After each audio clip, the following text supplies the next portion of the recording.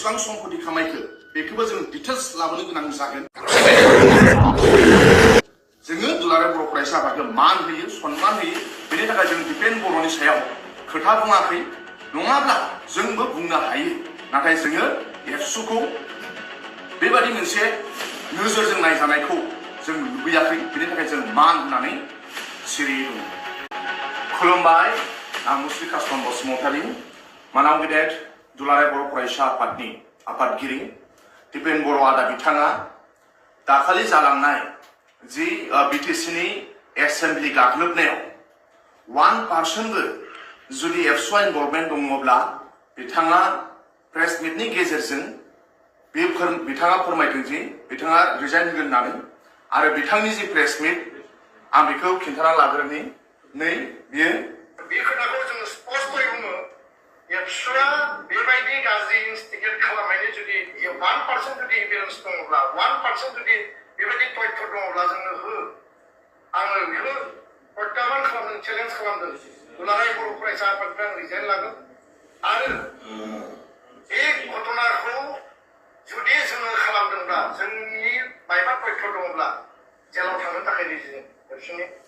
बिथाङा दुलाराय बर' फरायसा आफादनि आफादगिरि मानाव गेदेर दिपेन बर'। बिथाङा दुलाराय बर' फरायसा आफादनि गाहाय मावख' बड'फा हाउसआव प्रेस मिटनि गेजेरजों मानाव गेदेर बिटिसिनि चिफ मानगोनां हाग्रामा महिलारि सारजों आरो बिटिसि सरकारजों बिथाङा चेलेन्ज खालामदों। आरो बिथाङा फोरमायदों जे दाखालि बावै जि बिटिसिनि एसेम्बलि गाग्लोबनाय जोंनि लाइमोन फरायसाफोरा बेयाव 1%बो जुदि एबसुआ इनभल्भमेन्ट दङब्ला बिथाङा रेजिगनेसन होगोन होननानै गावनो दुलाराय बर' फरायसा आफादनि गाहाय मावख' बड'फा हाउसआव प्रेस मिट होदों।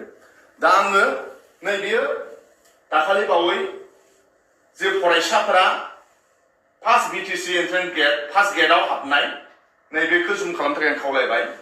दुलाराय बर' फरायसा आफादनि गोथार फिरफिलानि बे एसेम्बलिनि गाहायाव बेयो दुलाराय बर' फरायसा आफादनि गोथार फिरफिला। नैबेयो मानगोनां क'क्राझारनि डिसि मेडाम फैनाय समाव आरो बावबो फरायसाफोरा दुलाराय बर' फरायसा आफादनि गोथार फिरफिलाखौ बाहायदों। दा आङो जोंनि केमेरामेनखौ जुम खालामनो थाखाय खावलायनाय थाबाय। नैबेयावबो दुलाराय बर' फरायसा आफादनि गोथार फिरफिला, बावबो दुलाराय बर' फरायसा आफादनि फिरफिला, बेबो दुलाराय बर' फरायसा आफादनि फिरफिला। दुलाराय बर' फरायसा आफादनि फिरफिलाखौ बिथांमोनहा बाहायनानै आरो दुलाराय बर' फरायसा आफादनि फिरफिलाजोंनो आरो दुलाराय बर' फरायसा आफादनि गोबां मावथिफोर दङ, जेराव आं एग्जाम्पल होनानै बुंनो हायो, नाथाय बेखौ बुंलायलायला। दा आं बुंनो लुबैनाय बिसोर जि मानो दुलाराय बर' फरायसा आफादनि मानगोनां आफादगिरि दिपेन बर'आ बेसेबां नंथारै बाथ्राखौ बुंखो, मानो आफादगिरिनि मासियाव जिरायनानै एसेबां गाहाय थाखोनि खोथाखौ बुंखो जे एभिडेन्स होनो हायोब्ला गाव जेलाव थांनो थाखाय राजि, एभिडेन्स होनो हायोब्ला गाव एबसुनिफ्राय रिजाइनेसन होनो थाखाय गाव राजि होननानै। दिनै बिटिसिनि चिफ मानाव गेदेर हाग्रामा महिलारि सारजों बिटिसि सरकारजों दिनै दुलाराय बर' फरायसा आफादा मानो फेल फाथिदों? मानाव गेदेर बिटिसिनि चिफ हाग्रामा महिलारि सारा सासे संग्रामि मानसि आरो बयनिफ्राय बांसिन बिथाङा सेक्रिफाइस खालामनानै जोंनो बिटिसि होफैबाय, बर' भाषाखौ एसिडलाव सोबाय आरो बिथांनाव बयनिफ्राय बांसिन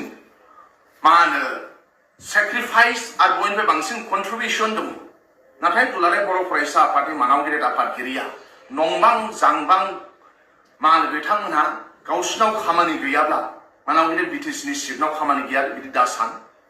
ओंखायनो दुलाराय बर' फरायसा आफादनि आफादगिरि दिपेन बर' बिथांखौ जोंनि स्ट्रंलि खावलायनो सानदों, फोरमायनो सानदों, नोंथाङा बिटिसिनि चिफ मुरब्बीखौ जानला मोनला खोथा बुंनायनिफ्राय जानगाराव था। मानोना बिथाङाव बिराद कन्ट्रिबिउसन दङ, मानाव गेदेर बिटिसिनि चिफनाव बिराद कन्ट्रिबिउसन दं।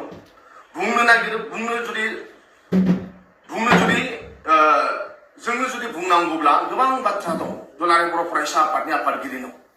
दाखालि बावै प्रमद बर'आ जेला बिटिसिनि चिफ जायोमोन, पर्बत जरायाव हा होनायनि जाथाय, बे समाव दुलाराय बर' फरायसा आफाद दिपेन बर'नि दैदेननाया सिरियै उन्दुनानै दंमोन। रायजोनि राजानि जानानै फंसेबो खोथा बुङाखैमोन। पर्बत जरानि हा होनायनि जाथायाव दुलाराय बर' फरायसा आफादनि आफादगिरि दिपेन बर'नि खुगानिफ्राय फंसेबो बाथ्रा ओंखाराखैमोन। लास्ट 5 बोसोराव प्रमोद बर'नि सरकार समाव खनसेबो प्रटेस्ट खालामाखै, खनसेबो मुभमेन्ट खालामाखै। दिनै मानाव गेदेर हाग्रामा महिलारि सार शिफ जानाय लगे लगे बिपिएफआ सरकाराव फैनायनि उनाव दिनै दुलाराय बर' फरायसा आफादा नांबां जांबां माखासे खोथाफोरखौ फोरमायगासिनो दङ। एसटि इस्युआ बेयो मोनसे बिराद मा होनो एसटि इस्युआ बेखौ लानानै दुलाराय बर' फरायसा आफादा पलिटिक्स खालामनो नाङा। आरो जों जुदि बुंनांगौब्ला एसटि इस्युखौ लानानै दुलाराय बर' फरायसा आफादा दिसपुराव सोर मिनिस्टारजों मा सावरायनानै फैयो, सोर मिनिस्टारखौ मा बुंफ्लाबोयो, दिसपुराव थांनानै सोरखौ लोगो हमहैयो, सब तथ्यआ जोंनाव दंजोबो। दा जोङो दुलाराय बर' फरायसा आफाद बादि गोथार आफादखौ बरनाम होनो लुबैया। ओंखायनोसो मानाव गेदेर दिपेन बर'खौ जों जेबो बुङाखै। दुलाराय बर' फरायसा आफादखौ बेबादि मोनसे हाखराव गावहरनायखौ जों लुबैया। ओंखायनो जों दिनै दुलाराय बर' फरायसा आफादनि आफादगिरि दिपेन बर'आ दिसपुराव थांनानै सोरखौ लोगो हमहैयो, दिसपुराव थांनानै मा खोथा बुंनानै फैयो, माबादि मुभमेन्ट लागोन, सानबेसे मुभमेन्ट लागोन, सोरजों मा सावरायबोदों, बिनि डिटेल्सखौ जों होजोबनो हायो। नाथाय दुलाराय बर' फरायसा आफादखौ जोंनाव अननाय आरो मोजां मोननाय दङ। बिनि थाखाय जोङो दुलाराय बर' फरायसा आफाद बादि गोथार आफादखौ जोङो बेबादि रायजो राजानि गेजेराव हाद्रि बाला सारनो लुबैयाखै। नाथाय दुलाराय बर' फरायसा आफादनि आफादगिरि दिपेन बर'आ जेरैबादि डिभाइड पलिटिक्स खालामदों बे जोंनि थाखाय दुखुनांथाव बाथ्रा। आरो जेरैबादि बिथाङा मा होनो बिटिसि सरकारनि सिफजों जानला मानला आंबां जांबां खोथा बुंबाय थादों, बेनिफ्राय जानगाराव थानो नांगौ। आरो एसटि इस्युखौ लानानै पलिटिक्स खालामनो नाङा।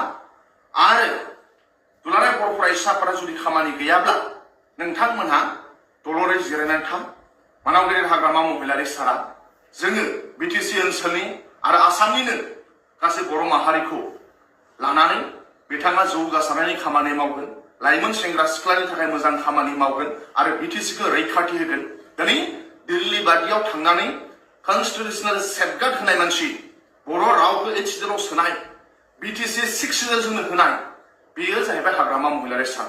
आरो हाग्रामा महिलारि सार बादि मानसिखौ दुलाराय बर' फरायसा आफादा नंबां जांबां खोथा बुंनायखौ जोङो दुखु मोनदों, सारा बर' हारिया दुखु मोनदों। बेनि थाखाय जोङो दुलाराय बर' फरायसा आफादनि आफादगिरि दिपेन बर'खौ जों स्ट्रंलि जानगाराव थानो थाखाय खावलायनाय थाबाय।